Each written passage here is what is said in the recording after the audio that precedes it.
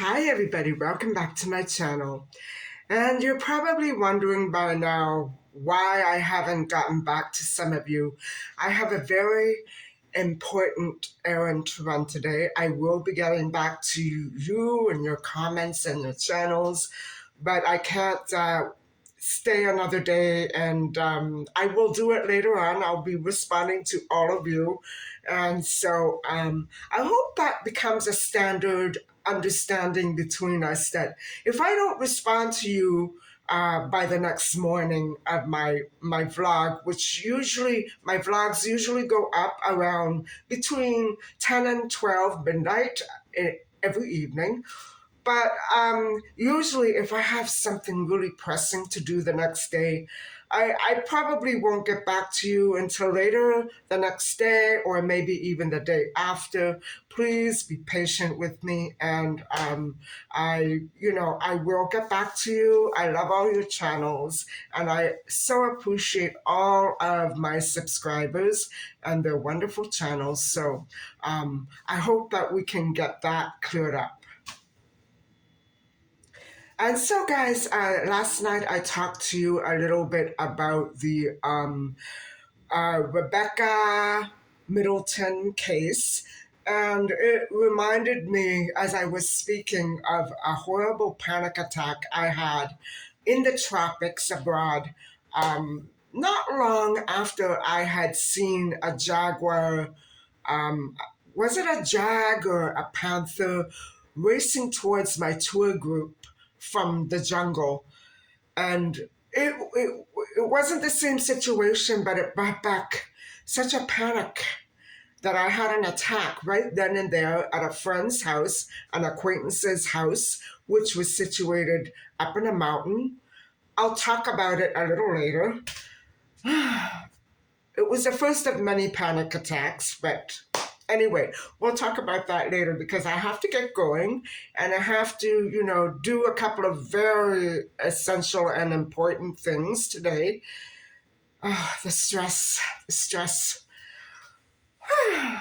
Okay, so I will catch up with you later on the road, and I don't know what else I'll be doing after that. It really depends on how long it takes me to do this. So I'll see you guys later on. Bye-bye.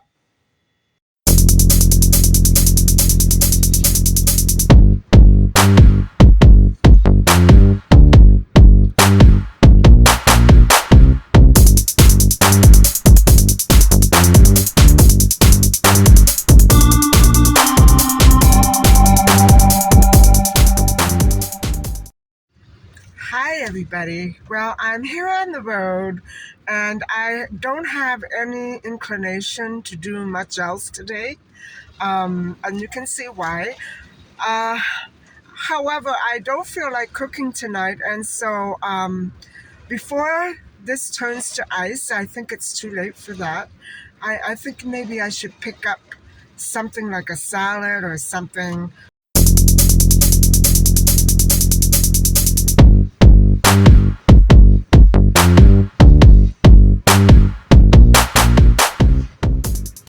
You guys, you're not going to believe this. I'm going to have to go right home.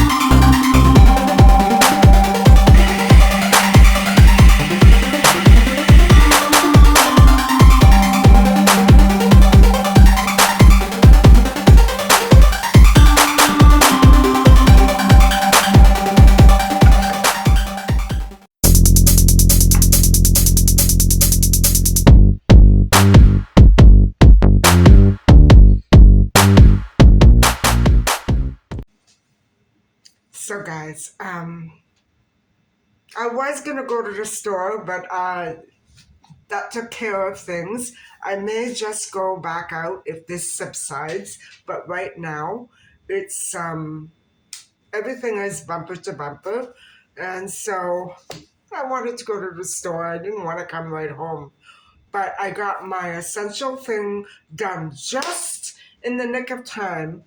After I got into the car, it began. So, I guess I should consider myself lucky, right? Because I would never have been able to get that stuff done with the papers that I had, all that wet, damp weather right on top of them. It would have made life very difficult. And guys, it's April. When is this misery going to stop? And so I think last night, I think you heard about the Rebecca Middleton story. And so tonight I will be continuing with another missing child. And I haven't quite narrowed it down yet as to which one of the three or four I want to do first. And I know that a couple coming up are boys.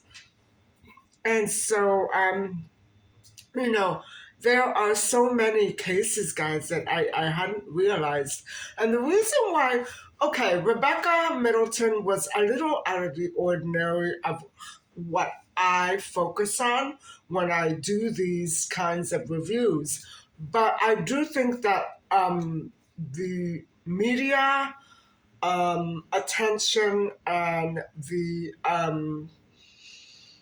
miscarriage of justice for that poor girl. I felt it was of utmost importance, even though she didn't fall into the typical category of missing child, simply because she died in the spot where she was murdered. It wasn't difficult to find her. What an unbelievable way to end one's life. You know what I mean? What an unbelievable end to a beautiful, happy, carefree young life. And that story, for some reason, really brought to mind a trip that I took during my year of Teachers College.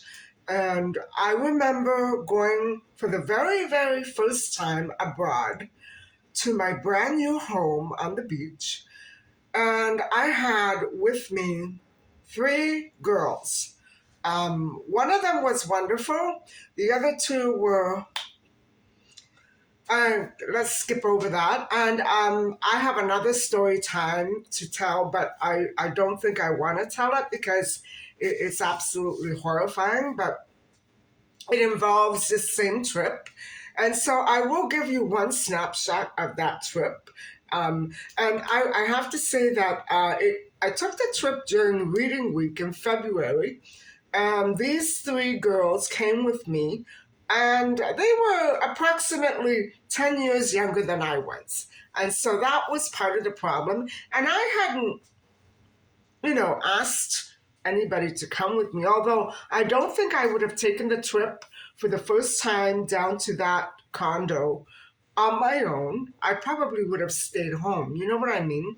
But they wanted to come, and I didn't see any problem in the beginning, but as time wore on, the one girl, not all of them, the one girl that she tried to steal my identity, and she told the management office of my new building that I was a squatter and that it was her apartment and she didn't know what to do to get rid of me. Well, that's true, partly. She didn't know what to do to get rid of me, but it was my apartment and not hers. So, anyway, what happened was she was giving me a lot of problems, guys, and I think I was uptight because I knew I only had several days in which I could relax and get some reading done over the reading week holiday.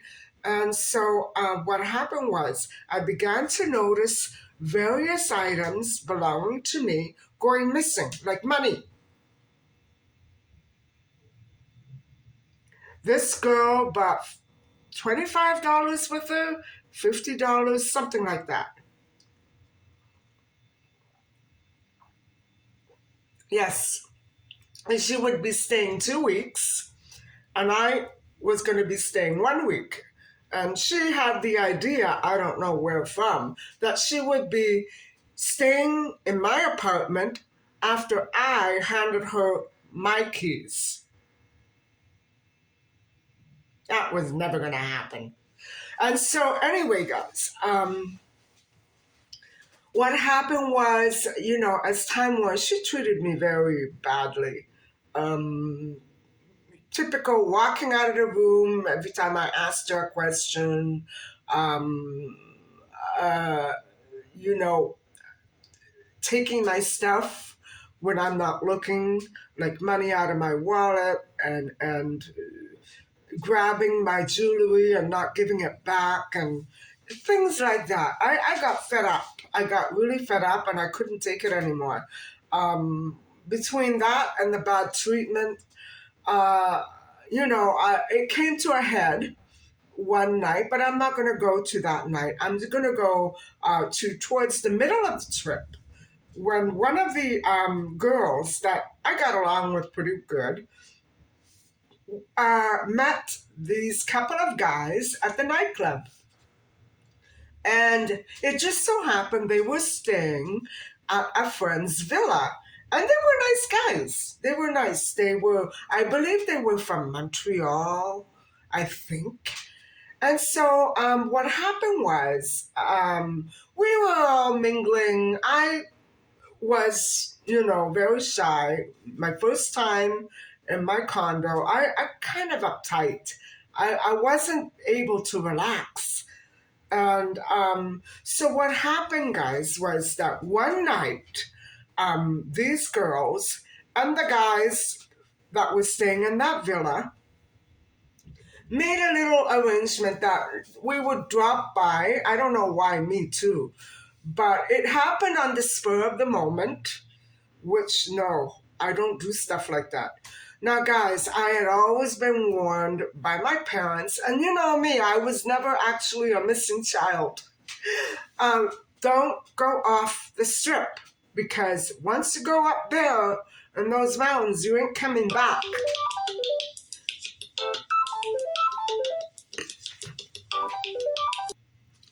Guys, that was spam.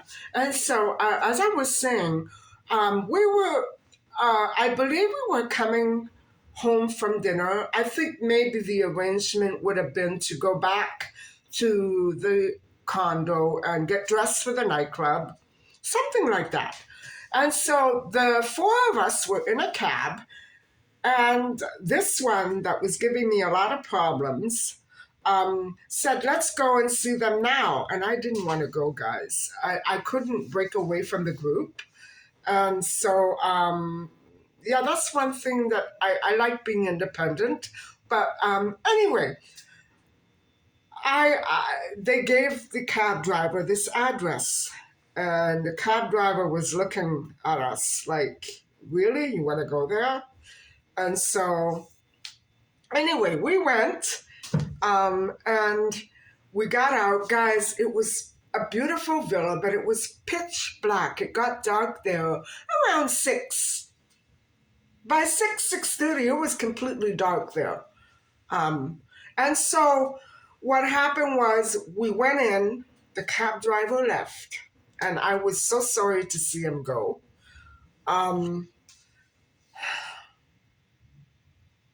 It was the same situation as Becky. I looked around and immediately I started to hyperventilate as the cab driver drove off. And so I forced myself to go in there. It was a beautiful house. It was a beautiful villa. And the guys were very nice. But I couldn't stay there. For the life of me, I had this panic attack. It was almost, guys, I wasn't kidnapped, but we were already on our way up there when they decided that we would go. So really, to me, it didn't have my consent. I didn't want to go there. And it had nothing to do with the guys. It was that I don't do stuff like that. And I would have much rather that they came to my place. You know what I mean? And so what did I do? I stuck around and all of a sudden I went outside for some air because I was going to hyperventilate, and then I started crying. I felt so uncomfortable and so scared that somebody would pop out of one of those rooms and attack us. I don't know why my head was going there, but I knew that I didn't want to stay there, and I said, I have to leave. You have to get me out of here. I can't stay here. I want to go back to my condo and stay there. It's got nothing to do with anybody. I can't stand another moment. I think I'm going to have a panic attack. And I did. I began to cry, and somebody called a cab. And I remember the wait for the cab it felt like 10 years to me. And there was a problem getting a cab up there. Yes, there was a problem. What were they thinking? What were they thinking? So, guys, what happened was I went back. I think they stayed, or I went alone, or one of them came. I don't remember what it was, but I remember the other girl going back a day or so, and I apologized to the guys at the nightclub the next night. I said, really, I don't know what came over me, but I'm not used to doing that. I said, I've always been warned, even by the local people, not to ever go up there. They said, no, we understand. It can make a really bad impression on you, you know. It was one of the most beautiful villas I had ever seen. And so I felt bad. But absolutely there was nothing there, guys. It was pitch black, no stores, no people, no neighbors, all jungle. Oh, no. I'm not staying there. I said, no way. I didn't bargain for this. I don't want to be here. It's not me. I could never relax in a place like that. I know that many of these vacation villas are very relaxing and peaceful and out of the way. I don't want that. I want something right in the middle of the hustle and the bustle where I can just turn around and go to the store. It's right over there. I want life. I need to see life around me. I can't go to some remote island and have a good time. That's not me. I guess I'm weird. And so the other girl who I really liked and got along with very well, she was wonderful. She was very gracious and sweet to me. She said to me, she had gone back that day. They came to pick her up. They visited with us. And she stayed there for 2 days, a couple of days. And when she came back, she said to me, you know, you were right. There was nothing there. She said, I just had a nice, relaxing time. I said, that's good. I'm glad you had a fun time. I said, but there's no way that you guys were going to get me to stay there the night. No way. I don't know what they were thinking. I mean, there were 2 guys and 4 girls. What would you have thought? You know what I mean? But anyway, they were very sweet to us, and they knew that I was older and I wasn't going to fall for any of those, you know, lines or invitations. Come on over and spend a week with me. No, I have my own condo. Thank you very much.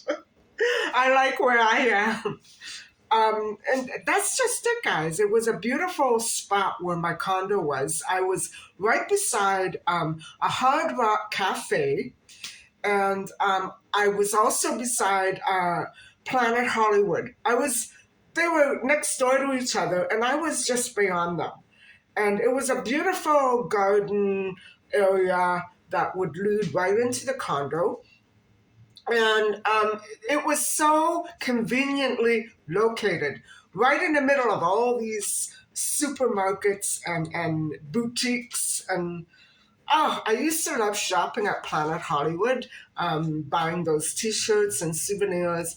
Guys, I have very good memories of my life there. Um, of course, I didn't spend my entire life there. As I said, I was in teachers' college, and then I came back and I began to work.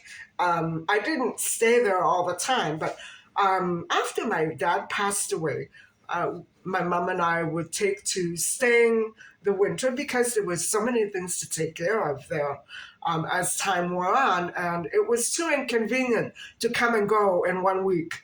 We were exhausted. I said, if you want to do this, you're going back on your own. I'm staying at least a couple of months, 3 months. You know what I mean? And so that 1 year that I did get married, I was there, guys, 10 months of the year. 10 months, going and coming, though. Not all at once, going and coming. And so I think I was only there April and May, and then October, November. And December, my mom and I went back. So, you know what I'm saying? It was a double life. It was a double life for me. And I know that I was the target of a lot of hostility and jealousy, um, anger from this girl who, you know, she wouldn't accept the fact that I would be able to go down without her. And I didn't want her with me. I didn't like her very much. Um, you know, I didn't like her at all. I had known her since she was a baby, but it wasn't the kind of friendship that would ever develop into anything lasting or nice. She was horrible with me. And I did realize from speaking to her friends that she had a lot of psychological problems and issues that she carried over from her childhood into her early adult life. And at the time, guys, she was 18. She was 18. And so, I gave up on her after that. It was a horrible nightmare. Not what I just described to you, but, you know. So anyway, guys, that was that episode, and I had a panic attack abroad. So now I know that I can't do stuff like that when I travel. I don't trust my surroundings. No way. And just one more thing about the Becky Middleton story. The Justice Smith that I was speaking about was a juvenile, and there are no photographs of him online. It's not the same celebrity, Justice Smith. It's not. And the name is spelled differently as well. So just to be clear on that. So, guys, it's cleared up. We're about a half hour home now, and I'm actually debating on whether or not to get back out there and go to the store because I want to pick up something for dinner tonight. I don't feel like cooking, but maybe I'm just being too lazy. Maybe a salad or something. I don't know. Anyway, I haven't decided yet.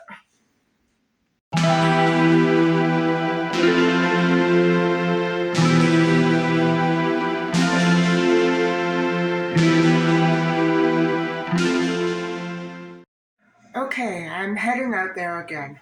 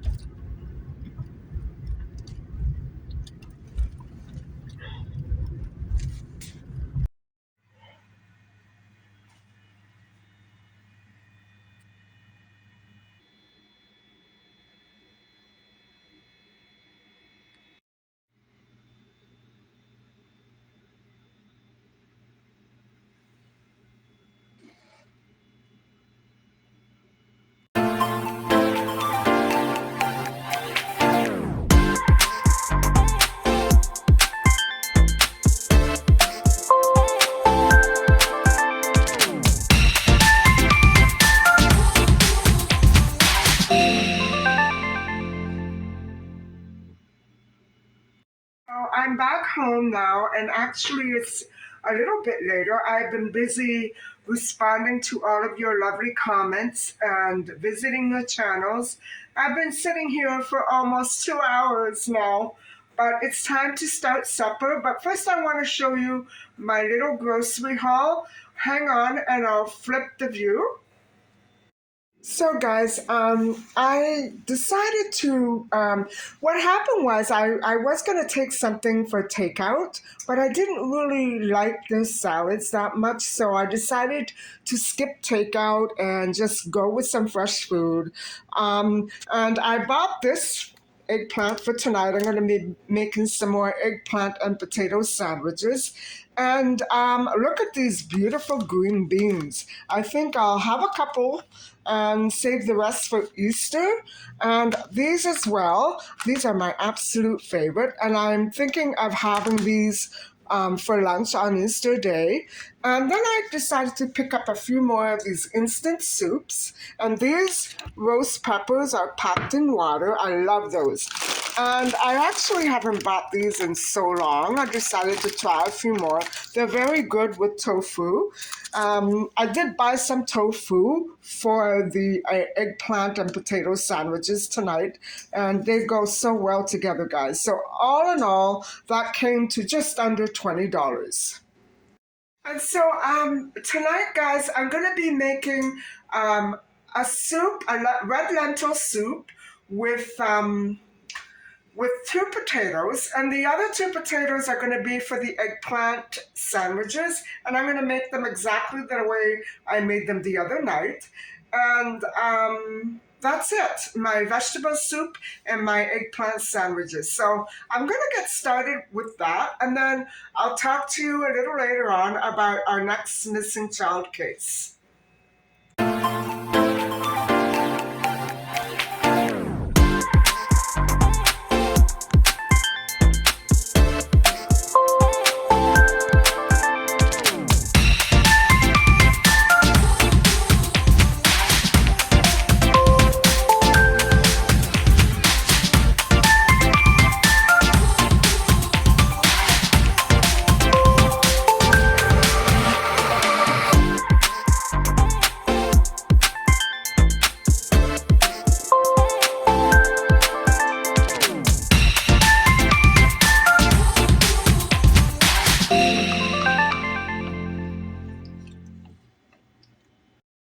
Hi, everybody.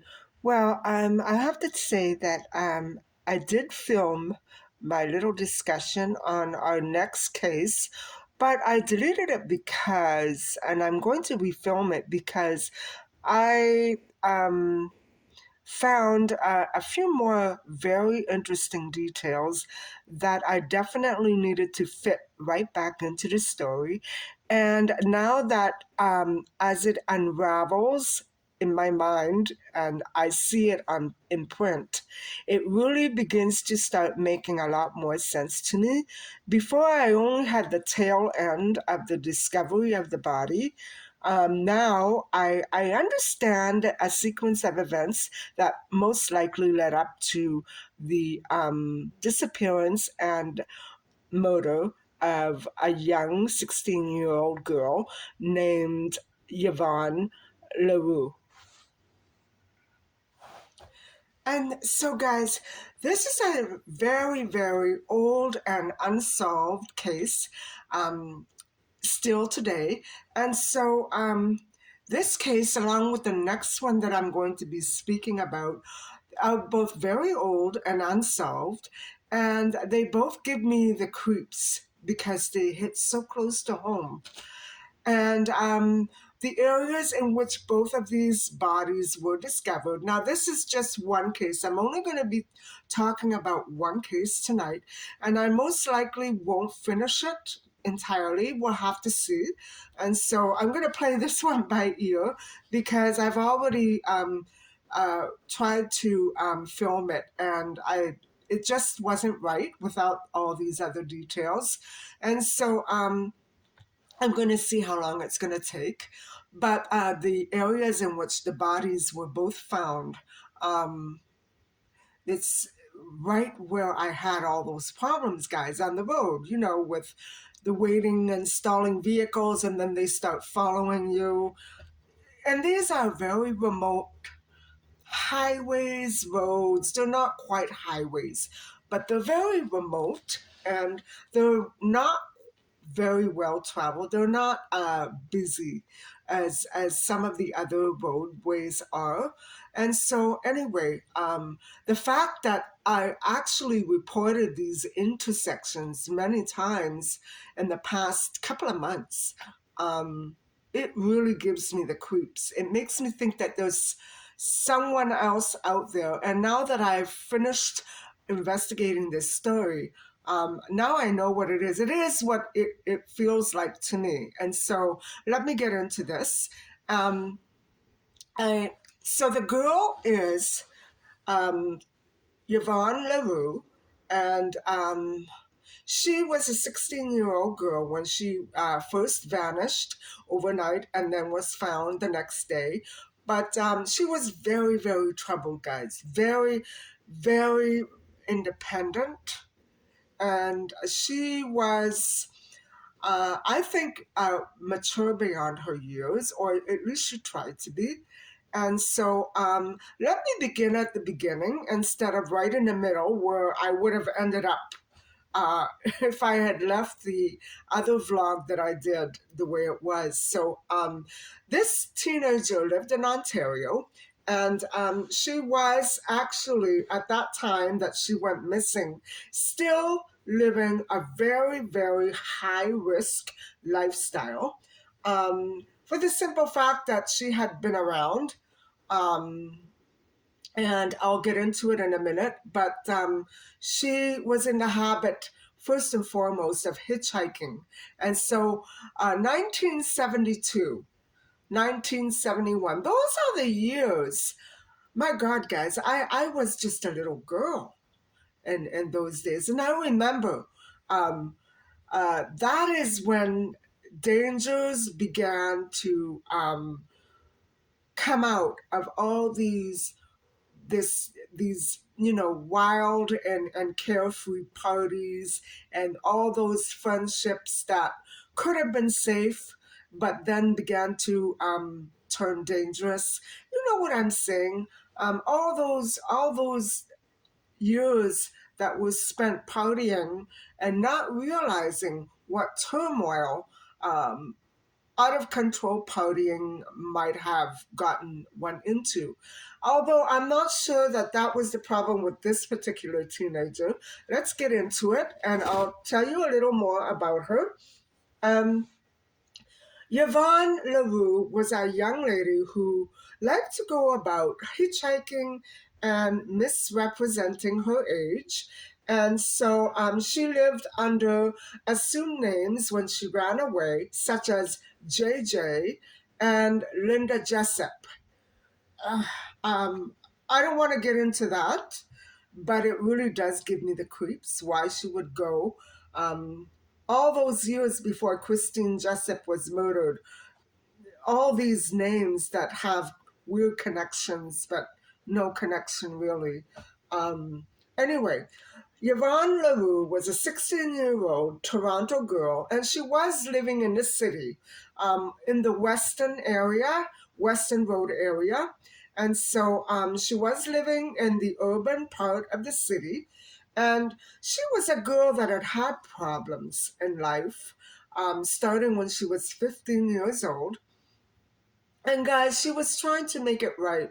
Um, she had done things that were wild, and she got into trouble, and she ran away. But she tried in the end to steer her life into the right direction. And so let's continue with the story. She actually began to attend group counseling, and it was on a Wednesday night that was her last night alive. And so it was almost as though her life was ended before she actually ever even began it. And so, according to her mother, Diana LaRue, The entire family's problems actually began on the long weekend of July the 1st, 1971, when I was just a little girl. And Yvonne took her brother Joey to a nearby fireworks celebration. And so in those days, guys, these celebrations were much more than what they are made out to be today. And they were wild parties and frenzied celebrating and all that kind of stuff. And I'm sure that there was a lot of drinking going on then too. But she had her little brother Joey with her. And once at the celebration, her mother explained that Yvonne accepted a ride home from a male friend who said that he was going to pick up three more friends. Well, what happened was that her little brother Joey did return home. Now, I'm trying to imagine that scenario, and I can't really. So, Joey was home, and I don't know what age he was. And Yvonne was there with these four other boys. And I don't understand why she stayed when she knew that there would be four guys there instead of one. But, if it was all just friendship, there was nothing, there probably wouldn't have been anything that made her suspicious. So she did accept the ride from him, and then they went to pick up these three other guys. And lo and behold, Yvonne, at 15 years old, she didn't get home until 11 p.m. And so this girl was known to keep quite late hours on her own. And so now Joey had come in at 9 p.m. So when Yvonne did finally come in at 11, she was crying, and what she did was she told her parents that she had been attacked by four boys. And so Yvonne, at 15 years old, was a victim of assault and became a completely different, out of character personality. Her self esteem shot down to the ground, and she felt like she just wasn't worth anything anymore. She had been abused and humiliated. And so, going back to old police reports, they do show that charges were indeed laid on these four boys, but they were withdrawn in 1971, December of 1971. So that was a few months later. I don't understand why. And nothing else is specified about that. So soon after that incident, guys, and this is very, very sad, um, Yvonne had took to befriending and rescuing a dog, and she actually raised it from a puppy. And so as soon as it was a little older, she took the pup and ran away from home. And so Diane, the mother, recounts that all she could do was drive around town looking for her. And she was so upset, guys. She must have been terrified about, first having that situation happen to her daughter, and then she ran away. Months and months later, without ever having found Yvonne, a relative who lived way out in Windsor in another city called to say that she had seen Yvonne in her town. And so, despite scouring that border town, however, Diana never found her. She had gone over immediately and started looking again, all to no avail. And so, 9 months later, Yvonne did actually return home on her own. And when she did return home, guys, she had three tattooed dots in the shape of a triangle on the web skin between the thumb and index finger of both hands. And the tattoo that she wore is associated with gangs or a particular gang. And Diana, Yvonne's mother, believes that it did signify that Yvonne was then, at that time, when she returned home, the property of a gang.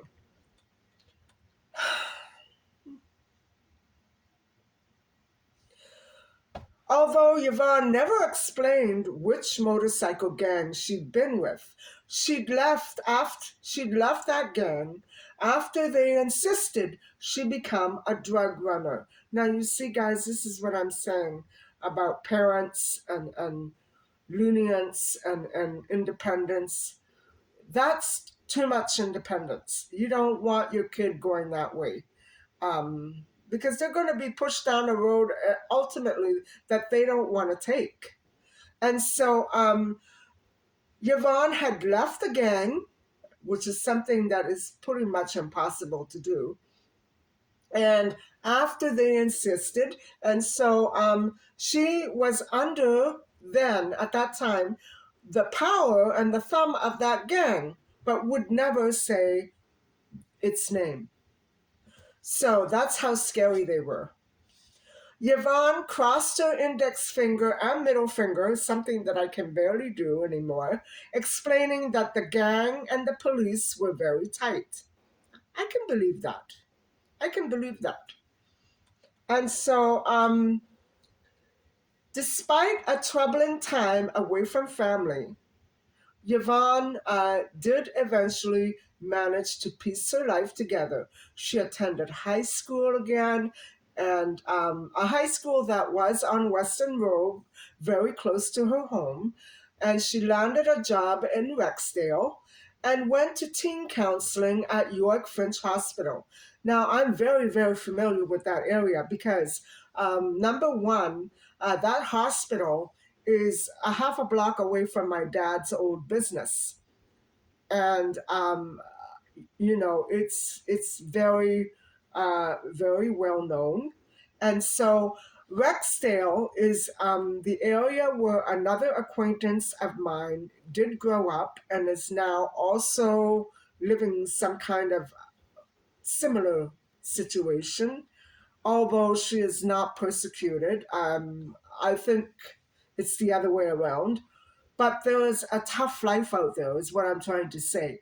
And it doesn't matter what ethnicity you are or, what kind of a world you come from. It's a tough life. And people are going to make you walk a straight line if they don't like the way that you do things or the way that you look at them. It's a tough life. And so, unfortunately, it's very close to me. And I don't ever go in that area. I hate it there. I hate it there because it's a lot of traffic.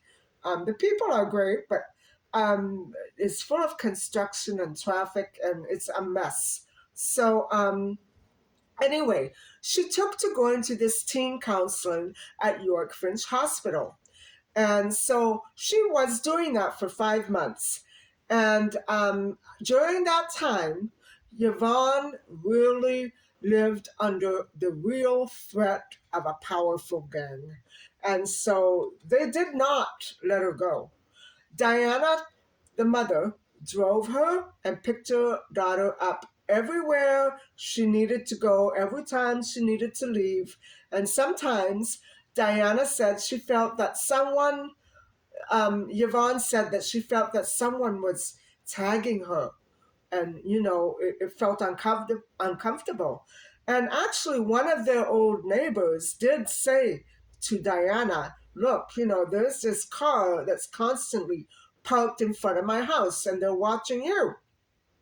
So I'm going through that too, guys. Not as constant as it used to be, but every time I would put my nose out that window that I show you sometimes, there'd be a car.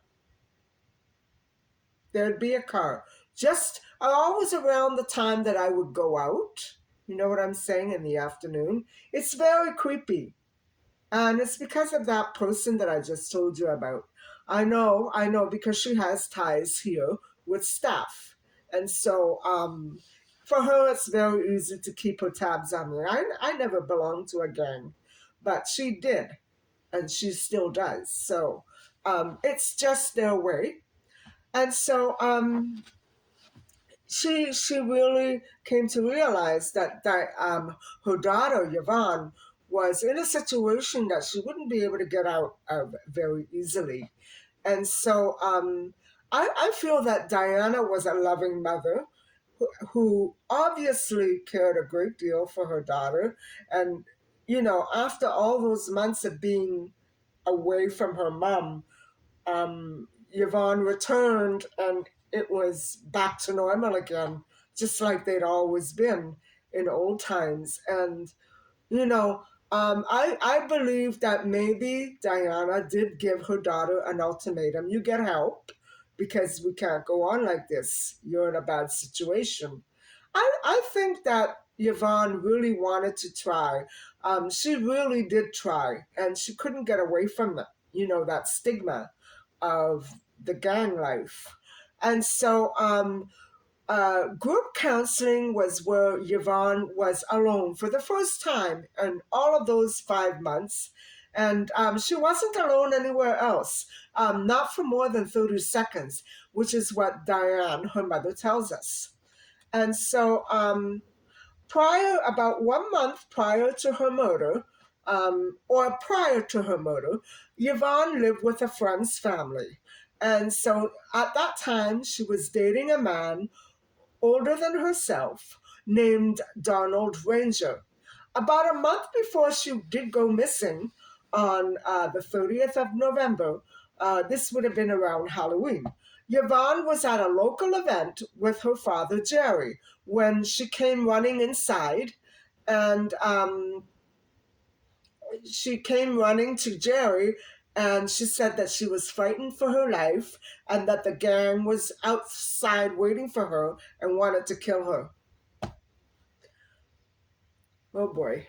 So now, guys, do you understand why, um, police who do nothing about this sort of crap, she said it herself, they're tight. It's a matter of public health and safety that people don't have to have a trial in order to be left alone. I don't know what human rights advocate everybody else has, but the one that I have insists that you don't have to have a trial in order to be left alone. And so, certainly in my case, I don't know what's going on.